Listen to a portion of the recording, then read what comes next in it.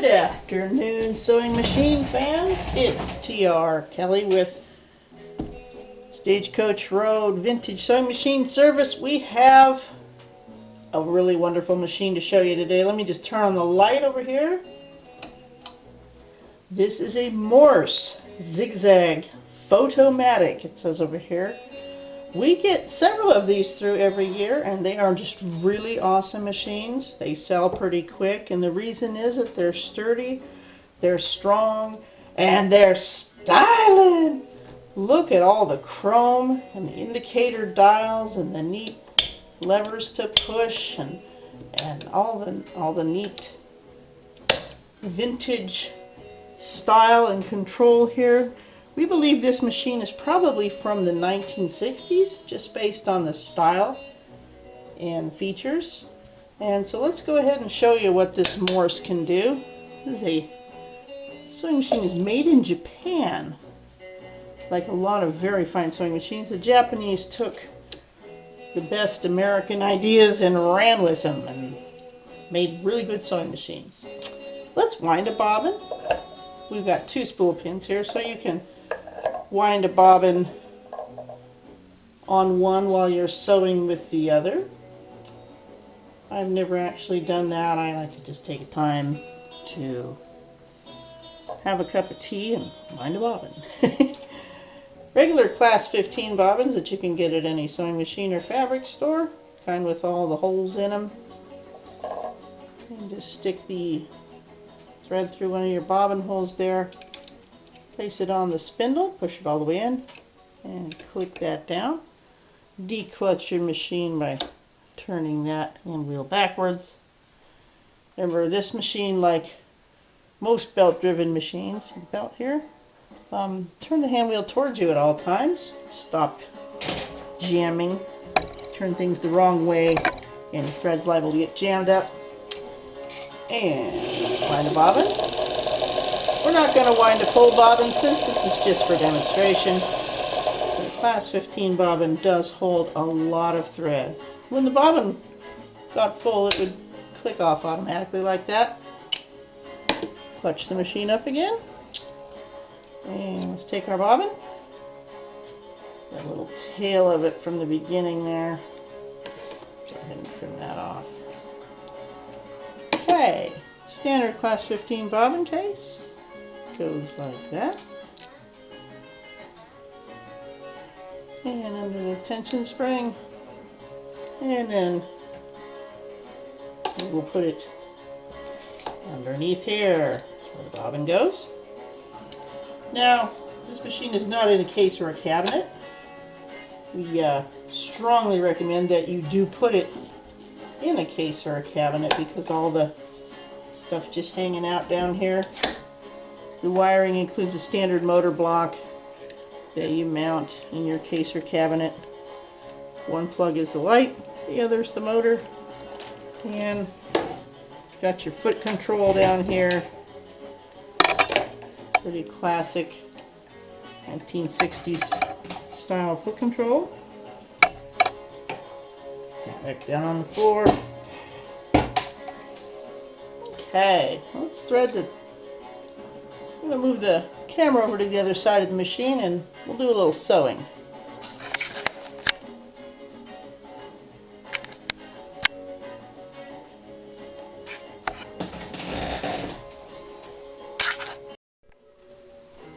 Okay, let's go ahead and thread the top of the machine. We've got our bobbin in already. Let's get this thread back on the spool. Machine has a 1 amp motor. That means it's pretty darn tough. Doesn't have any trouble sewing through denim and garment leather and things like that. Also just fine on your regular household dress and shirt and bottom weight fabrics, curtains, all that sort of thing. There we go. Okay, this machine threads front to back, and your needle goes in with its flat side facing the rear of the machine.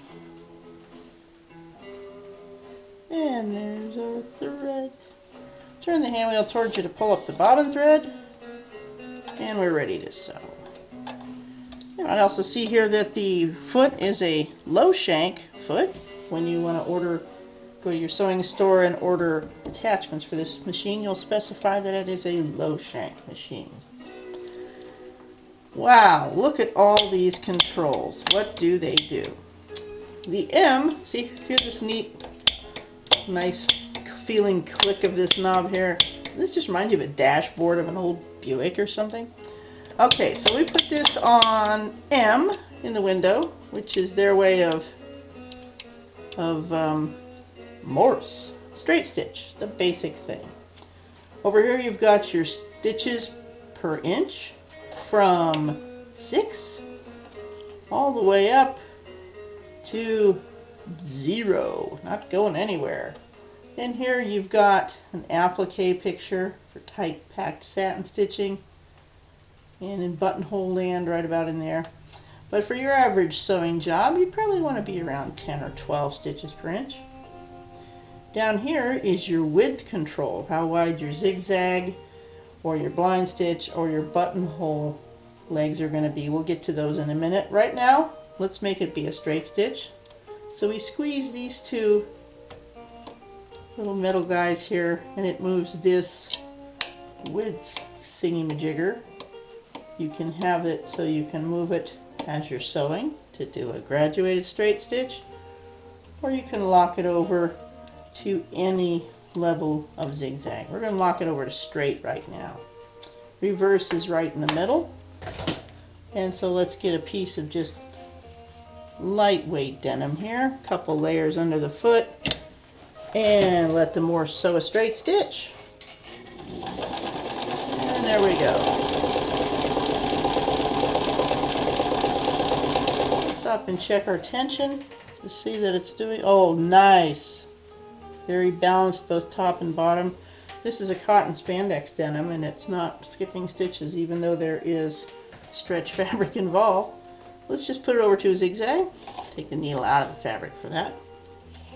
We'll clear over to a wide zigzag. There we go. Now let's put that guy down just a bit so it's very narrow. There's a satin stitch. Now we can go pretty fast. And we can go pretty slow. You can really hear everything working in this machine. It's got a very neat industrial sort of sound to it, but it's very smooth. Okay, let's see what else we can do. This machine, oh, okay, let's click over once. Now we have a number 1 showing. This is for the buttonhole. Down here it says buttonhole zone, and up here we want to have really fine stitches. What it's going to do is it's going to sew a bar tack and the first leg of the buttonhole, and as it's sewing the bar tack, it's going to make some clicking noises as the machinery works in the top there. Let's get up to a clean spot on the fabric. A little bit longer on the stitch length. And there we go, sewing the backwards leg of the buttonhole. You would go as far as you wanted with that, and then you would click this down again for the number 2. It's going to stitch the top bar tack and the downward leg. Just like that. This is what's called a 2-step buttonhole. The bar tack and the leg are sewn. Look at that. Look at that. You don't have to get out a machine with a template or anything. It's just right there. You could also sew over it again just by clicking the 1 and the 2. The density of your stitch would be here. You can see there's that picture of denser stitches. And then the width of the actual bar tack and leg of the buttonhole is controlled over here. I had it on a fairly wide one. For a more delicate buttonhole, you would move that over just a little bit here. Buttonhole zone. So one other stitch this machine can do, which is the blind hem. If you remember, the blind hem is one that takes 4 or 5 straight stitches and then 1 bite over on a zigzag. And that's for doing a blind hem on a piece of fabric, which you fold it a certain way. I can't remember how to... Actually, I can. Anyway, let's put that on about 15. See the, well, maybe less than that. See how it takes a few stitches and then makes one zigzag? So that's your blind hem. And then the next thing we have is back to the M. So this is a 4-step thing here, and it runs through the steps of things. Very clever. Here you've got your fabric selector, how high the feed is going to be, normal fabric or silk and nylon. This machine doesn't drop the feed all the way, very curiously. However, there is a patch-o-matic which releases the foot pressure. So together with a lowering of the feed dogs like that and less pressure, you can feed the fabric yourself for darning and that sort of thing. Let's put this back for regular fabric, then back to silk, and let's put this back to straight stitch, about 6 stitches per inch, and we're on M, which means straight, because it means Morse. Well, let's just throw a couple layers of, just fold this over a few times and show you that the machine has no trouble with heavy fabrics, and it maintains a really nice tension, really good quality stitch. So this very heavy, very sturdy, very strong, and very stylish Morse sewing machine with the really awesome 2-step buttonholer can be yours from Stagecoach Road Vintage Sewing Machine Service. This machine's in really beautiful condition for being about 50 years old. And if you'd like to own it, get in contact with us and we can help you right on out. Thanks for watching today.